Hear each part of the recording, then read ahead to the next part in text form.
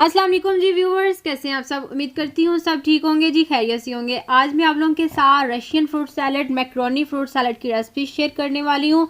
बनाना इसे बहुत ज़्यादा आसान है और खाने में तो ये और भी ज़्यादा टेस्टी है। जितना ये देखने में अट्रैक्टिव लग रहा है उससे कई ज़्यादा ये खाने में डिलीशियस है। तो वीडियो को आपने स्किप नहीं करना, वीडियो को आपने पूरा देखना है। इसमें कुछ इंग्रेडिएंट ऐसे हैं जो आप यूज़ नहीं करना चाहते तो आप उसकी जगह मैं आपको दूसरा इंग्रेडिएंट बता दूंगी कि आप उसकी जगह वो यूज़ कर सकते हैं। ठीक है, तो चलिए वीडियो की तरफ चलते हैं और बनाना स्टार्ट करते हैं। Russian fruit salad, macaroni fruit salad, और अगर आप किसी दावत के लिए बना रहे हैं तो लाजमी इसे बनाइएगा। ये खाने में बहुत ज़्यादा डिलीशियस है और देखने में तो और भी ज़्यादा डिलीशियस लग रहा है। So let's get started. Russian fruit salad बनाने के लिए सबसे पहले हमें क्रीम चाहिए। क्रीम यहाँ पर मेरे पास 1 कप यानी कि 200 ml के करीब यहाँ पर मेरे पास क्रीम है।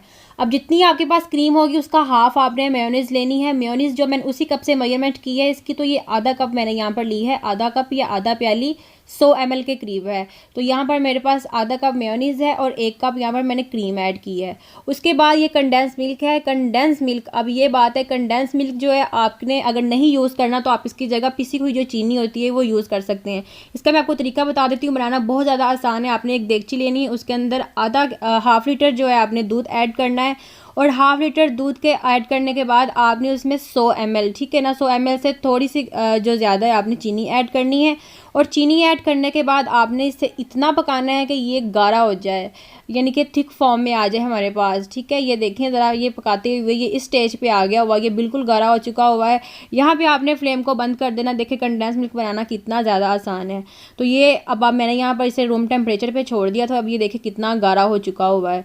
तो आपने यहाँ पर 100 ml यानी कि आधी प्याली ही आपने यहाँ पर कंडेंस मिल्क ऐड करनी है। अगर आप पिसी हुई चीनी ऐड करना चाह रहे हैं तो आपने पिसी हुई चीनी भी आधा प्याली या आधा कप ही इसमें ऐड करनी है, 100 ml के करीब। इसे हमने इसके अंदर ऐड करना है और ऐड करने के बाद इसे अच्छे तरीके से मिक्स कर लेना है। अगर आप पिसी हुई चीनी ऐड कर रहे हैं तो मेक श्योर कीजिए कि आप उसे अच्छे तरीके से मिक्स करें। अब इसके बाद एल्बो मैक्रोनी इसमें ऐड करनी है। मैक्रोनी सबको बॉईल करनी आती है, पानी में आपने सिंपल बॉईल करनी, कोई नमक वगैरह ऐड नहीं करना। और उसके बाद ये 1 प्याली आपने ऐड करनी। उसके बाद ये जो फ्रूट कॉकटेल, अगर आप दावत के लिए बना रहे हैं तो फ्रूट कॉकटेल का इस्तेमाल लाजमी कीजिए। 250 का ये पैकेट आता है, 250 रुपये का ये डिब्बा है जो आता है। लेकिन मैं आपको सजेस्ट करूँगी कि अगर आप दावत के लिए बना रहे हैं फिर इसे बनाएं, अदरवाइज़ आप 250 में बहुत ज़्यादा फल आ जाते हैं। फ्रूट ले लें, फ्रेश फ्रूट ले लें, उसका इस्तेमाल करें। ये देखें इसके अंदर से शुगर सिरप होता है, ये फलों को जो है महफूज करने के लिए इसके अंदर डाला होता है। तो ये जो सिरप है इसे आपने अलहदा एक बॉल में निकाल लेना है, कप में निकाल लेना है। बाद में आप चाहे तो इसे इस्तेमाल कर सकते हैं। आप इसे कंडेंस मिल्क की जगह इस्तेमाल कर सकते हैं, आप इसे चीनी की जगह इस्तेमाल कर सकते हैं।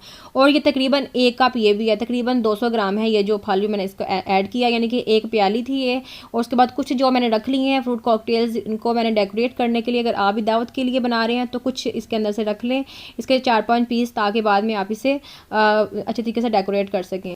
अब मैं इसे डिश आउट कर रही हूँ और आज की रेसिपी हमारी बिल्कुल रेडी है। अगर आपको इसके मतलब कोई क्वेश्चन हो तो आप मुझसे कमेंट सेक्शन में पूछ सकते हैं। कंडेंस मिल्क की जगह आप जो शुगर सिरप है वो ऐड कर सकते हैं, कंडेंस मिल्क की जगह आप चीनी इस्तेमाल कर सकते हैं। और एल्बो मैक्रोनी जो है वो तकरीबन हर एक को पसंद नहीं होती, अगर आप यूज़ नहीं करना चाहते तो आप इसे स्किप कर सकते हैं, मैक्रोनी को आप निकाल सकते हैं।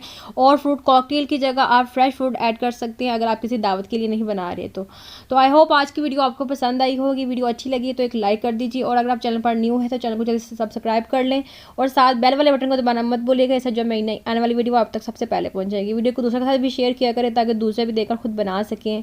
तो मिलते हैं एक नई वीडियो के साथ, एक नई रेसिपी के साथ। तब तक के लिए खुदा हाफिज़।